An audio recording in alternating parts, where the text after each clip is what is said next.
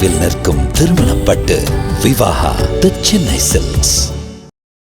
First time உங்களை யாரை பார்க்குறவங்க நீங்கள் நடிகையா இந்த படத்தில் நடிச்சிருக்கீங்களா அப்படின்னு இந்த கேட்ட சம்பவம் நடந்திருக்கா உங்களுக்கு? சம்பவம் நடந்திருக்கா? அந்த சம்பவம் மட்டும்தான் என் வாழ்க்கையில் நடந்திருக்கு. என்னை பார்க்கும்போது சொன்னாங்க, நீ இப்படி வந்தா யாருக்கு அடையாளம் தெரியும்? இது என்னடா கதையா இருக்கு, அதுக்கு வந்து கேரக்டராகவே சுற்றிக்கிட்டு இருக்க முடியுமா? தெரில அவ்வளோதான் போக சொல்லு அப்படின்னு மக்கள் இவங்ககிட்ட கேட்குறேன், என்னை சுற்றி இருக்கோம், தயவு செஞ்சு பேசாமல் இருங்க, அவங்களுக்கு தெரியுதுன்னா அவங்களே சொல்லுவாங்க இவங்க அவங்க தானே அப்படின்னு. நீங்களா போய் கேட்காதீங்க, ரொம்ப அசிங்கமாக இருக்குது எனக்கு. பாரஜித் படத்துலையோ உங்கள் நீலம் ப்ரொடக்ஷன் படத்தில் நடித்தா இந்த மாதிரி சப்போர்ட்டிங் ஆர்டிஸ்ட் நீங்கள் உங்களை மாதிரி ஆட்கள் இவங்களுக்கு மற்ற கம்பெனியில் வாய்ப்புகள் மறுக்கப்படுது அப்படின்ற மாதிரி ஒரு தகவல் வந்துருக்கு. உண்மையில் இண்டஸ்ட்ரியில் இந்த மாதிரி நடக்குது? அது என் கெரியரில் நான் எவ்வளோ படம் பண்ணியிருக்கேன், நீலமில் எத்தனை படம் பண்ணியிருக்கேன், இந்த கேள்வியில் என்னை பார்த்து கேட்கவே கூடாது. ஏன்னா நான் அப்படி எதுவுமே நான் ஃபேஸ் பண்ணல. என்னோடய கெரியரில் மிக முக்கியமான படங்கள் எல்லாம் கொடுத்தது நான் என் கெரியரில் அடுத்த லெவல் போனதுக்கு. ஒரு லெவல் நான் ஏறி போனது வந்து ரஞ்சித் சார் ரொம்ப ஒரு முக்கியமான ஒரு ரீசன். அவர் ப்ளூ ஸ்டார் வந்து அதை மாற்றிருக்கு. இனிமேல் லிஸி ஆண்டனி பார்த்தாலும் லிஸி ஆண்டனி போகிறாங்க. அத்தனை பேருக்கு என் பேர் தெரிஞ்சது. லிஸி அவங்க அம்மா கேரக்டர் சூப்பராக பண்ணியிருந்தாங்க அப்படின்னாங்க. அது பெரிய ஒரு சக்ஸஸுங்க. அது எனக்கு அது பெரிய ஒரு கொண்டாட்டம். அது எனக்கு லிஸி ஆண்டனின்னு பேர் பார்த்தா அவங்களுக்கு வந்து ரெக்கக்னைஸ் பண்ணணும். நான் பண்ணுற ரோலை வந்து லிஸி ஆண்டனி இது அப்படின்னு ரெக்கக்னைஸ் பண்ணால் போதும். ரோட்டில் போகும்போது என்ன அவங்க ரெக்கக்னைஸ் பண்ணணும்னு அவசியமே கிடையாதுங்க. எனக்கு அது வேணும் வேண்டாம். இந்த மாதிரி நிறைய படங்கள் நீங்கள் நடிச்சிட்டீங்க. பட் ஃபர்ஸ்ட் டைம் உங்களை யாரை பார்க்குறவங்க நீங்கள் நடிகையா இந்த படத்தில் நடிச்சிருக்கீங்களா அப்படின்னு இந்த கேட்ட சம்பவம் நடந்திருக்கா உங்களுக்கு? சம்பவம் நடந்திருக்கா? அந்த சம்பவம் மட்டும்தான் என் வாழ்க்கையில் நடந்திருக்கு. ப்ளூ ஸ்டார் தான் அதை மாற்றும்னு நினைக்கிறேன் நான். ஏன்னா இல்லை யாருக்குமே அடையாளம் தெரியாது. ஓகே, எனக்கு ரொம்ப எம்பாரசிங்கான ஒரு விஷயம் சொல்கிறேன். இந்த நம்மளை சார்ந்தவங்க இருக்காங்க பார்த்தீங்களா, நான் வேறு சினிமா சம்மந்தம் இல்லாத குடும்பம் வேறு. ஸோ என் குடும்பத்தில் வந்து அவங்கள பொறுத்த வரைக்கும் நான் சூப்பர் ஸ்டார். சரி, குடும்பத்தை பொறுத்தவரை ஆமாம். ஏன்னா அவங்க சினிமா பார்க்க மாட்டாங்க, இது பண்ண மாட்டாங்க, இவ்வளோ படம் பண்ணுறா, இவ்வளோ பேப்பரில் வருது, அது வருது, இது வருது அப்படி சொல்லிட்டு. என் ஃப்ரெண்ட்ஸுக்கும் இந்த பழக்கம் இருக்குது. எங்கேயோ போனால யார் தெரியுதா அப்படின்னா, ஓ அப்படின்னா ஓ அமைதியா இருடா அப்படிங்கிற மாதிரி இருக்காங்க. எனக்கு தெரில எவ்வளோ படம் பண்ணியிருக்காங்க தெரியுமா அப்படி. ரொம்ப எம்பாரசிங்காக இருக்கும். சீரியஸாக மக்கள் இவங்ககிட்ட கேட்குறேன், என்னை சுற்றி இருக்கோம், தயவு செஞ்சு பேசாமல் இருங்க, அவங்களுக்கு தெரியுதுன்னா அவங்களே சொல்லுவாங்க இவங்க அவங்க தானே அப்படின்னு. நீங்களா போய் கேட்காதீங்க, ரொம்ப அசிங்கமாக இருக்குது எனக்கு. மேபி உங்களோட லுக்கு வித்தியாசமாக இருக்கு, அது ஒரு முக்கிய காரணமாக இருக்கலாம். அதுதான் ரீசனு. ஏன்னா என்னோட கேரக்டர்ஸ்லாம் கொண்டாடி இருக்காங்க. பட் நான் இப்படி இருக்கேன். அதுக்காக நான் இப்போ நான் வந்து ப்ளூ ஸ்டார் வருது தியேட்டருக்கு, எங்க நான் அதே மாதிரி படம் அப்படியே அழுக்கா போயா நிற்க முடியும்? நீங்கள் சொல்லுங்கள், how does it make sense? நானாக தான் போக முடியும். அது என்னை பார்க்கும்போது சொன்னாங்க, நீ இப்படி வந்தால் யாருக்கு அடையாளம் தெரியும்? இது என்னடா கதையாக இருக்குது, அதுக்கு வந்து கேரக்டராகவே சுற்றிக்கிட்டு இருக்க முடியுமா? தெரில அவ்வளோதான் போக சொல்லு அப்படின்னு. நிறைய நடந்துட்டு இருக்கு இந்த மாதிரி தான் எக்கச்சக்கமா. நான் தான் சொல்கிறேன்ல, ப்ளூ ஸ்டாரில் தான் இங்கே ஃபஸ்ட் டைம் வந்து படம் முடித்து வெளியில் வரவங்க கிட்ட வந்து கேட்குறாங்கல்ல, ஜென்ரல் ஆடியன்ஸ்கிட்ட கேட்குறாங்கல்ல, ஃபஸ்ட்டு டைமாக வந்து அவ்வளோ பேருமே என் பேரை சொல்லி சொன்னாங்க. ஆல்மோஸ்ட் எல்லாருமே. ஒருத்தங்க வந்து திவ்யாலாம் சொன்னாங்க, என்ன அம்மாவை நடித்தாங்களே திவ்யா சூப்பராக பண்ணியிருந்தாங்க. அதுக்கு எப்படி திவ்யா போய் அம்மாவை நடிச்சதுங்கிற மாதிரி. அந்த மாதிரி 1-2 தான் மிஸ் ஆச்சு வழிய. மற்றபடி அத்தனை பேருக்கு என் பேர் தெரிஞ்சது. லிஸி அவங்க அம்மா கேரக்டர் சூப்பராக பண்ணியிருந்தாங்க அப்படின்னாங்க. அது பெரிய ஒரு சக்ஸஸுங்க. அது எனக்கு அது பெரிய ஒரு கொண்டாட்டம். அது எனக்கு ப்ளூ ஸ்டார் அதை மாற்றும் அப்படின்னு நம்பலாம் நம்ம இப்போ கண்டிப்பாக. ஆமாம், அது மாற்றிருக்கு. நான் பார்க்குறேன். அப்படி வந்து எந்த படத்தில் என் உயிரை கொடுத்து அவ்வளோ படம் நடிச்சிருக்கேன். யாராவது என்னை பார்க்கும்போதெல்லாம் வந்து ரொம்ப சினிமாவை நேசித்து பார்க்குறவங்க இருக்காங்க பார்த்தீங்களா, அவங்க என்னோட எல்லா படங்களும் பார்த்துருக்காங்க, என்னை ஃபாலோ பண்ணுறாங்க, இவங்க யாருன்னு போய் கூகுள் பண்ணியிருக்காங்க, அதெல்லாம் okay. But that is a limited audience. ஏன்னா இப்போ நான் சில இன்ஸ்டாகிராமில் சோஷியல் மீடியாவில் ரீல்ஸ் பார்க்குறேன். உங்களது நல்ல ட்ரெண்டிங் ஆச்சு. கட்டா குஸ்தியில் நீங்கள் பேசக்கூடிய வசனமாகட்டும், அதெல்லாம் பல மில்லியன் ஷேர் போயிருக்கு. பட் ஆனால் சுத்தமாக அதை என் கூட அசோசியேட்டே பண்ணல. நான் ஒரு விஷயம் சொல்லட்டுமா, கட்டா குஸ்தியில் வந்து ப்ரெஸ்ஸை கேட்டாங்க இவங்க யார் புது ஆர்டிஸ்டான்னு. இதை நான் மேடையில் சொன்னேன். எங்கள் ஊரில் இருக்கவங்க கேட்கலாம், நீங்கள் கேட்கலாமான்னு. நான் அதை எப்படி சொன்னேன்னா, டைரக்டர்கிட்ட வந்து ப்ரெஸ்ஸில் மீடியாவில் இருக்க கொஞ்சம் பேர் வந்து இந்த ஆர்டிஸ்ட் எங்கேருந்து வந்தாங்க, புது ஆர்டிஸ்ட் எப்படின்னு பிடிச்சிங்க, சூப்பராக பண்ணியிருக்கீங்க சொன்னேன். ரொம்ப நன்றி மக்களே, என் பேர் லிஸி ஆண்டனி அப்படின்னு. தங்கமீன்கள் படத்துல இருந்து மேடையில் ஏறி நான் இதை சொல்லிக்கிட்டே இருக்கேன், என் பேர் லிசி ஆண்டனி அப்படி சொல்றாரு. வேற என்ன சொல்ல முடியும்? சரி, நம்ம நம்புவோம் அந்த ப்ளூ ஸ்டார் வந்து அதை மாற்றிருக்கு. இனிமே லிசி ஆண்டனி பார்த்தாலும் லிசி ஆண்டனி போகிறாங்க சார் அப்படின்னு சொல்லுவாங்க. அப்படி சொல்லனாலும் நான் சொல்றது என்னன்னா, இனி என்னோட அடுத்த படம் பார்க்கும்போது லிசி ஆண்டனின்னு பேர் பார்த்தா அவங்களுக்கு வந்து ரெகக்னைஸ் பண்ணணும். நான் பண்ணுற ரோலை வந்து லிசி ஆண்டனி இது அப்படின்னு ரெகக்னைஸ் பண்ணால் போதும். ரோட்டில் போகும்போது என்ன அவங்க ரெகக்னைஸ் பண்ணணும்னு அவசியமே கிடையாதுங்க. எனக்கு அது வேணும் வேண்டாம். நிம்மதியாக நான் பாட்டுக்கு ஜாலியாக போயிட்டு ஜாலியாக வரேன் நான். எனக்கு அது வேண்டவே வேண்டாம். ஒரு சில இடத்துல யாரும் என்னை கண்டுபிடிச்சிட்டாங்கன்னா யாரும் நான் மறந்துடுவேங்க நான் ஆர்டிஸ்ட்னு. நான் இதை வந்து ஆணவத்துலலாம் சொல்லலை, இல்லை ரொம்ப நான் டவுன் டு எர்த்துங்கிறதுக்காக நடிக்கலாம் இல்லை, ஆனஸ்ட்டாக சொல்கிறேன். நான் ஒரு மாலுக்கு போகிறேன்னு வச்சுக்கோங்க, யாரும் என்னை முறைச்சி பார்க்குறாங்கன்னா என்னோடய ஃபஸ்ட் இன்ஸ்டிங்க்டில் நான் பார்க்குறேன் அப்படி தான் வரும். அப்புறம் தான் இல்லை, ஐயோ நம்ம படம் இதை பத்திரமா நம்ம ஆர்டிஸ்ட்ல சரி பார்த்துருச்சோ அப்படின்னு சீரியஸாக இது பல வாட்டி நடந்திருக்கு. இல்லை என் கூட இருக்கவங்க சொல்லுவாங்க, உன் படம் எதாவது அவன் ஏன் பார்த்துட்டே இருக்கான் அப்படின்னு. நான் உன் படம் ஆமாம்ல சரி அது மறந்துடுது எனக்கு. ஸோ என்னை அவங்க ரெகக்னைஸ் பண்ணலன்னா எனக்கு நல்லது தான், எனக்கு ஒன்றும் பிரச்சனை இல்லை. சரி, இப்போ நோட் பண்ணிக்கோங்க. இன்னும் ஒரு 2 இயர்ஸோ 3 இயர்ஸ் கழிச்சோ இதே மாதிரி கூட்டம் வரப்போகுது, அப்போ நீங்கள் ஐயோ பேசாமல் அப்படியே இருந்திருக்கலாமோ அப்படின்னு நினைப்பீங்க பாருங்க. அது தெரியுது. அது வரைக்கும் நான் என்ஜாய் பண்ணிக்கிறேன்ற. நான் 10 வருஷம் இதை ஃப்ரீடம் நான் என்ஜாய் பண்ணிட்டேன், நல்ல நல்ல படங்கள் பண்ணிக்கிட்டேன். அது எவ்வளோ பேர் கிடைக்கும்? நிச்சயமா. ஸோ அதே மாதிரி இப்போ தங்கமீன்களை பற்றி பேசுனீங்க. தங்கமீன்களுக்கு பிறகு நீங்கள் ராம்ஸ்டார் கூட நடித்த தரமணி திரைப்படம், நீங்கள் எத்தனை திரைப்படம் நடிச்சினாலும் பர்சனலாக நடிக்கல. ஓகே, ராம் சார் கூட நடிச்சேன்ட்டீங்க. இல்லை, ராம்ஸ்டார் படத்தில் நடித்தேன் தரமணி. ஸோ நீங்கள் எத்தனை படங்கள் நடித்தாலும் பர்சனலாக எனக்கு அந்த கேரக்டர் ரொம்ப பிடிச்சிருந்தது. ஏன்னா பெரிய அறிமுகம் அதுக்கு முன்னாடி உங்களுக்கு இல்லை. ஸோ அப்போ தான் பண்ணிட்டு இருக்கீங்க. அந்த ஏஎஸ்பியோட ஒய்ஃப் கேரக்டர் நினைக்கிறேன். ஸோ அதில் இந்த ஆமாம் சூப்பர் ஏதோ சொல்லிகிட்டே இருப்பீங்க. பார்க்கும்போது அவ்வளோ ஒரு தேட்டரில் பார்க்கும்போது சரி, இப்போ ரீவிசிட் பண்ணும்போதும் சரி, எப்படி உங்களால் இதை பண்ண முடிஞ்சது அப்படின்னு யோசிக்க வைக்கிது. எனக்கும் ரொம்ப ரொம்ப ரொம்ப ரொம்ப க்ளோஸ் டு மை ஹார்ட் அந்த கேரக்டர், அந்த படம், அந்த கேரக்டர், அந்த 9.5 minutes ஆன் ஸ்க்ரீன். எனக்கு அது பெரிய ஒரு கெரியரில் வந்து இட்ஸ் அ பிளெஸ்ஸிங் டு எனக்கு அந்த ஜோன் கிடச்சி அதை எக்ஸ்ப்ளோர் பண்ணுற ஒரு ஜோன் கிடச்சதே, அதுவும் அவ்வளோ ஏர்லி இன் மை கெரியர். அது வந்து அதாவது பெருசாக நான் இனி பண்ணலை, எதுவே பண்ணாத போதே இவ்வளோ ஸ்ட்ராங்காக ஒன்றை வந்து நம்பினார் பார்த்தீங்களா. அவர் வந்து எனக்கு உனக்கு வருமானு கேட்கல, நீ பண்ணுவியா கேட்கல, இது எப்படி பண்ண போகிற அப்படின்னு அவருக்கே தெரியல அது எப்படி பண்ண போகிறான்னு. அவர் என்னை கூப்பிட்டு அந்த இன்ட்ரல் பிளாக் ஆண்ட்ரியாவோட சீன், ஆண்ட்ரியாவும் வசந்தும் சண்டை போடுற, அதுதான் இங்கே ரிப்பீட் ஆகும். இதை பாருங்க ஸ்டெல்லா மிஸ், நாளைக்கு ஷூட்டு அப்படின்னாரு. ஸ்டெல்லா மிஸ் தான் கூப்பிடுவாரு. ஸ்டெல்லா மிஸ் தான். நான் ஒரு 3 வாட்டி திரும்ப பார்த்தேன், எல்லாம் ஃபுல்லாக பார்த்தேன், ஃபுல்லாக ஏறிடுச்சு எனக்கு. அவர் ஏன் பார்க்க சொன்னார் கூட எனக்கு தெரியாது. நான் ராம்கிட்ட பேசி கேட்டேன், பார்த்துட்டேன் ராமன், எப்படி இருக்குது ஸ்டெல்லா மிஸ்? சூப்பராக பண்ணியிருக்காங்க, ஆண்ட்ரியாவோட அந்த இது ரொம்ப நல்லா இருக்குது, அந்த ஃபோர்ஸில் அவங்க தள்ளுற எல்லாமே அந்த இமோஷன் பர்ஃபெக்டாக இருந்துச்சு.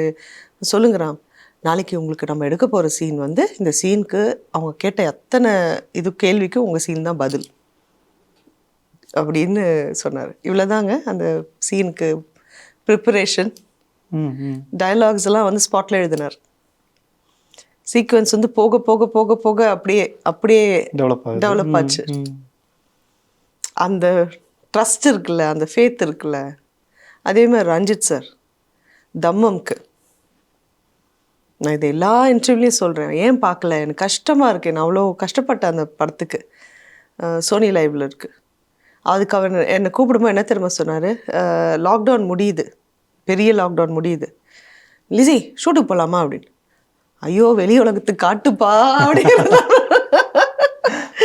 சரி 2 நாள் ஷூட் போகிறோம் அப்படின்னாரு. சரி இது ஷார்ட் ஃபிலிம் சரியா அப்படின்னாரு. ஏன்னா அந்த ஆந்தாலஜி ஒரு பேஷன்.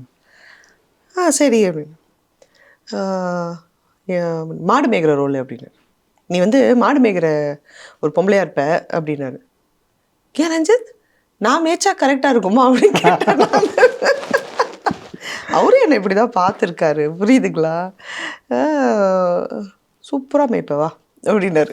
அவ்வளோதான். நாங்கள் போனேன், இறங்கினேன். அவர் வந்து ஒரு சில பேசிக் இது சொல்லி கொடுத்தாரு அந்த கேரக்டரை பற்றி.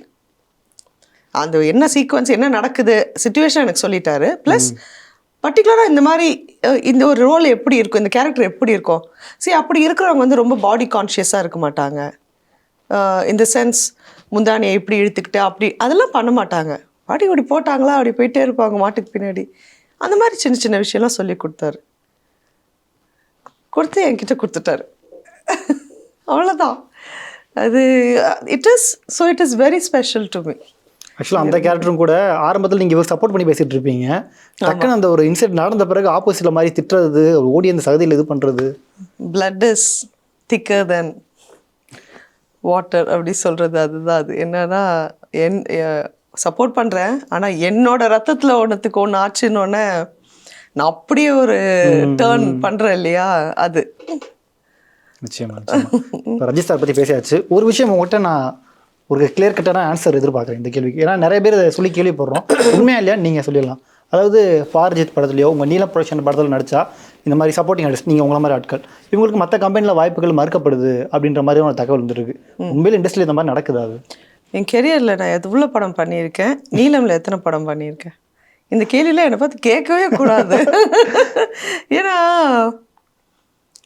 இல்லை, நான் அப்படி எதுவுமே நான் ஃபேஸ் பண்ணல. என் நல்ல நல்ல அழகாக ரோலில் எல்லோரும் என்னை கூப்பிட்றாங்க. ஏன்னா எல்லாருக்கும் என்னை வந்து தெரியும். நான் நேற்று தான் பேசும்போது நான் சொன்னேன், நமக்கு சம்மந்தம் இல்லாத இடத்துல நம்ம இருக்கவும் முடியாது. நமக்கு சம்மந்தமே இல்லாத விஷயத்த வந்து நம்ம ஒரு ஆதாயமாக இருக்குங்கிறதுக்காக சம்மந்தப்படுத்திக்கவும் முடியாது. நம்ம நடுவில் நின்று நீ என்ன பிலீவ் பண்ணுற, உனக்கு என்ன கம்ஃபர்ட் ஜோனு, அதில் அப்படியே போயிட்டே இருந்தால் எல்லாருக்குமே எல்லாமே இருக்குது அப்படின்னு கேட்குறவங்க சொன்னாங்க. புரிஞ்ச மாதிரி இருக்குது, புரியாத மாதிரி இருக்குது, அப்படி தான் இருக்கணும் அப்படின்னு அப்படியே கன்ஃபியூஸ் பண்ணிட்டு போயிட்டே இருக்கணும் அப்படின்னு சொன்னேன்.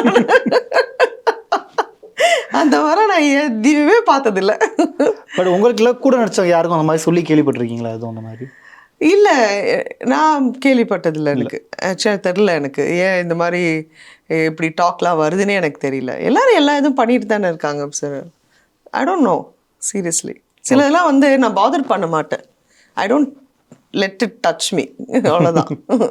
ஓகே, இந்த ஒரு கேள்வி கொஞ்சம் கஷ்டமான கேள்வி தான், பட் இருந்தாலும் நீங்கள் போல்டாக எடுத்துக்கிட்டு ஆன்சர் பண்ணுவீங்கன்னு நினைக்கிறேன். ஸோ அதாவது ஒரு 3 இயக்குநர்கள் பேர் சொல்கிறேன், 1 2 3 3 பேருக்கும் அந்த ஆர்டர் படி நீங்கள் 3 பேரையும் சொல்லணும். யாருக்கு ஃபர்ஸ்ட் பிளேஸ் கொடுக்குறீங்க, செகண்ட் பிளேஸ் கொடுக்குறீங்க, என்ன காரணம் அப்படின்ட்டு. ராம் சார், ரஞ்சித் சார், மாரி செல்வம் சார். என்ன ஃபர்ஸ்ட் பிளேஸ் கொடுக்குறேன்னா என்ன 1 2 3ன்னு ஆர்டர் படி 1 2 3 ரேங்க். ராம் எப்போவுமே என்னோட குருநாதருங்க. அன்றைக்கி ஒருத்தவங்க வந்து சொன்னாங்க, ஐயோ பயங்கரமாக ஹிட் ஆயிடுச்சு, எங்களெல்லாம் மறந்துடாத அப்படின்னு. நான் சொன்னேன், போகிற இடம் எதுன்னு யாருக்கும் நிச்சயம் இல்லை, ஆனால் வந்த இடம் நிச்சயம் தானே, அது மறக்காது இல்லை. ஸோ எனக்கு அவர் எப்போவுமே அவர் தான் என்னை பிடிச்சி இழுத்துட்டு வந்தார். அவர் அதை பண்ணலன்னா நான் இங்கே இருக்கவே மாட்டேன். ஆக்சுவலி நான் பாட்டுக்கு ஷிப்பிங்கில் இருந்திருப்பேன், பெரிய போஸ்டிங்லலாம் இருந்திருப்பேன், நிறைய சம்பாதிச்சிருப்பேன். பட் இதுக்கு எனக்கு எந்த சம்மந்தமும் இருந்திருக்காது. ஸோ அவர் கூப்பிட்டாருன்னா அவர் கண்டிப்பாக என்னை வந்து சிம்பிளாக எதுக்குமே கொடுக்க மாட்டார். எதில் எனக்கு சிம்பிளாக கொடுத்தாரு இல்லை. ஸோ கன்ஃபார்மாக ராம் சார் கண்டிப்பாக ஃபஸ்ட் பிளேஸ் அவருக்கு. அப்புறம் எனக்கு இப்போ என்னோடய கெரியரில் மிக முக்கியமான படங்கள் எல்லாம் கொடுத்தது, நான் என் கெரியரில் அடுத்த லெவல் போனதுக்கு ஒரு லெவல் நான் ஏறி போனது வந்து ரஞ்சித் சார் ரொம்ப ஒரு முக்கியமான ஒரு ரீசன். அவர் ஏன்னா அவர் என்னை அப்படி பிளேஸ் பண்ணுவாருங்க, நீங்களாம் கவனிக்கிறீங்களானே தெரியல. ஏன்னா ஒரு இதுலேயும் அவர் போட்டு அனுப்புவார். ரைட்டரில் அந்த அமுதா கேரக்டர் சின்னதான், ஆனால் அந்த ஜெயிலில் அந்த சீன் அவ்வளோ இம்பேக்டாக இருக்கும். என்னோட லுக்கு லைக் அந்த படத்தை முடிக்கிறதுக்கு நான் பார்த்துக்கிறேன்னு இருக்கோம். நீ இன்னும் கவலைப்படாது, உள்ளே போயிட்டல நீ போ, எனக்கு தெரியும் இதெல்லாம் பார்த்துக்கிறது ஒரு லுக்கில் கன்வே பண்ணோம். அப்போ அவர் வந்து நம்புறாரு அது லிசியால் முடியும்னு. அதே நட்சத்திரம் நகர்கிறது. Yes. So second is Ranjith sir, then it is Selvam. நான் அதே ஆர்டர்லேயே சொல்லிட்டேன் போல, அதே ஆர்டர் முடிச்சுக்கிட்டீங்க. ஓகே, ஸோ இந்த படம் ப்ளூ ஸ்டார் பற்றி பேசும்போது இதில் நடித்த நடிகர்கள் பற்றி பேசாமல் இருக்க முடியாது. உங்களுடைய பசங்களாக ரஞ்சித் நடிச்சிருப்பாரு, ஷாம், அதாவது அசோக் செல்வனும் பிருத்திவியும். ஸோ அவங்களுடைய இந்த ஒரு வெற்றி எப்படி பார்க்குறீங்க? ஏன்னா சாந்தனு ஆகட்டும், இங்கே பிருத்திவி ஆகட்டும், கீர்த்தி ஆகட்டும், இவங்கெல்லாம் ரொம்ப நாளாக ட்ரை பண்ணிட்டு இருந்தவங்க. ஸோ அவங்களுக்கு ஒரு மிகப்பெரிய வெற்றி கிடச்சிருக்கு இந்த படம் மூலமாக. சார் அசோக் எனக்கு ஆக்சுவலாக ஒரு 10 வருஷமாகவே தெரியும் எனக்கு. ஸோ அவர் எப்போவுமே அதை அழகாக பியூட்டிஃபுல்லாக எடுத்து எல்லாம் ஒரு ஸ்கிரிப்ட் ஓடல, அது செகண்டரி, அதை விட்டுருங்க. ஆனால் அவரோட ஸ்கிரிப்ட் சாய்ஸ் வந்து ரொம்ப நல்லாயிருக்கும், ரொம்ப சென்சிபிளான ஸ்கிரிப்ட் சாய்ஸாக இருக்கும். அப்படியே தான் வந்திருக்காரு. ஒரு கட்டத்தில் அது எப்படி ஒர்க் அவுட் ஆகும் அப்படிங்கிற மாதிரி. அண்ட் அவர் அந்த க்ரோத் அப்படியே ஸ்டடியாக இருக்குது. சாந்தனு வந்து நான் நேற்று சாந்தனுக்கிட்டே நான் சொன்னேன், ஒரு சிலவங்க இருப்பாங்க, நமக்கு அவங்க யாருன்னு தெரியாது, பர்சனலாக தெரியாது, ஆனால் அவங்களோட ஜேர்னி நம்ம கேள்விப்பட்டிருப்போம், இல்லை சொல்லி கேட்போம். நான் I am that kind of a person. ஒரு விஷயம் கேட்கும்போது எனக்கு அது டச் ஆச்சுன்னா சைலண்ட்டாக அவங்களுக்கு ஒரு ப்ரேயர் நான் கடவுளை இது பண்ணி கொடு பாவம் அப்படின்னு சொல்லி, அந்த மாதிரி சாந்தினுக்கு நான் நிறைய ப்ரே பண்ணியிருக்கேன். நிறைய வாட்டி நம்ம நியூஸ் படிக்கும்போது, இல்லை அவரை வந்து ட்ரோல் பண்ணும்போது, அதெல்லாம் படிக்கும்போது ஒரு இண்டிவிஜுவலுக்கு எவ்வளோ வலி கொடுக்குறாங்க, எதுக்கு கொடுக்குறாங்க, கடவுளை இதெல்லாம் மீறி அவர் ஒரு சக்ஸஸை பார்க்கட்டும் அப்படின்னு நான் ப்ரேயர் பண்ணியிருக்கேன். ஸோ இப்போ எனக்கு அது ரொம்ப பிடிச்சிருக்கு. அண்ட் நான் எப்படின்னா எல்லாரோட சக்ஸஸையும் கொண்டாடுற ஆள் நான். எனக்கு இன்செக்யூரிட்டி கிடையாது. இங்கே எல்லாருக்குமே அவங்களுக்குரிய இடம் இருக்குது. நீ பொறாமப்பட்டு அடித்து பிடிச்சி எதையும் வாங்கணும்னு அவசியம் இல்லை. ஜென்யூனாக நீ சந்தோஷப்பட. நீ ஜெயிக்கும் போது பின்னாடி ஒரு கூட்டமே உனக்காக சந்தோஷப்படும். அதை நான் எப்பவுமே பார்த்துருக்கேன். I give that. ஸோ இவங்க எல்லாரோடதையும் நான் கொண்டாடுறேன். எனக்கு ஹாப்பியாக இருக்குது. அது I am very very happy. அது யாராக இருந்தாலும் நான் வந்து கொண்டாடுவேன். என்ன விஷயமா இருந்தாலும் I will celebrate. I do that. Super. உங்களோட பேசினது நேரம் போனதே தெரியல. ஒரு அழகான ஒரு பேட்டி மாதிரி இல்லாமல் நல்ல கான்வர்சேஷன் மாதிரி இருந்தது. நிறைய விஷயங்கள் தெரிஞ்சுக்க முடிஞ்சது. ஸோ இப்போ அடுத்து என்னென்ன படங்கள் பண்ணிட்டு இருக்கீங்க? ஒரு 9 மூவிஸ் ரிலீஸ்க்கு ரெடி ஆகிட்டுருக்கு. நல்ல முக்கியமான படங்கள்லாம் வருது. So as and when it comes அதை பற்றி நான் பேசுவேன். அப்படி தான். சூப்பர். இதே மாதிரி உங்களுடைய அடுத்த படங்களும் வெற்றி அடையணும். திரும்ப அடிக்கடி நம்ம சந்திச்சு உங்களுடைய கேரக்டர்கள் பற்றி நிறைய முக்கியமான விஷயம் சொல்ல வந்துட்டேன். லீடாக ஒரு படம் பண்ணிட்டு இருக்கேன். Wow, super. டைரக்டர் வந்து மதியழகன் சுப்பையா. ஓகே. கதையின் நாயகியாக பண்ணிட்டு இருக்கேன். வாழ்த்துக்கள். Thank you so much. ஸோ அதெல்லாம் ரொம்ப எதிர்பார்த்து வெயிட் பண்ணிட்டு இருக்கேன் நான். ஓகே. அது எப்போ ரிலீஸு?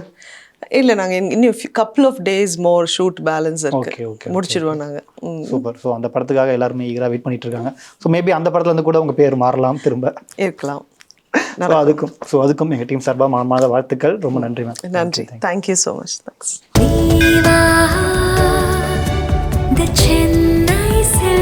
நினைவில் நிற்கும் திருமணப்பட்டு விவாஹா தி சென்னை சில்க்ஸ்.